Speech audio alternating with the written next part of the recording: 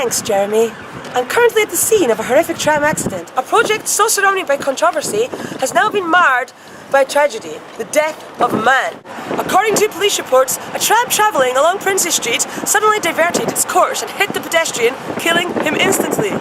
The motive for the change of course is as yet unknown, but we have the driver here who has already been questioned by the police. So Desmond, can you tell us what happened? Well, there was about 5 of them standing on one side of the road.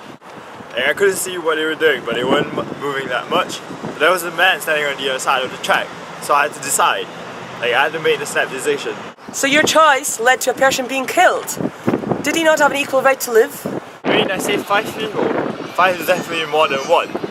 I had to preserve the most lives. That seemed right to me. I would have done it again if I had to. The end justifies the means. Isn't that what he said? Yes. Now we have come to the crux of the issue. Let's speak to someone who witnessed the incident. I understand you had a very clear view of what happened. Yes, I was right there. There was this wee old man, and he was walking along the street with his walking stick. And this tram just came out of nowhere and hit him. He shouldn't be punished just because these other people weren't following the rules. How do you mean? Well, the way I understand it, the other group tried to cross in front of the tram where they weren't meant to, and that was what caused the driver to crash. There was no way to know he was going to come down that line. This man had as much a right to life as anyone else. The driver shouldn't have had the choice to take his life. No one has that right. So, the question is whether it is morally justifiable to take the life of one man to save that of 5 others. Was this murder? We are now going to speak to one of the 5 who avoided the collision. How are you feeling? I feel terrible. I can't believe what's happened. My family, we almost died. But that man, I can't believe that man died. but I can't thank the driver enough. He saved our lives. My son, he's going to be a doctor. Oh, well, it's just as well then, isn't it? Right, well, that's lovely. What about that man? How do you measure the value of his life? Occupation?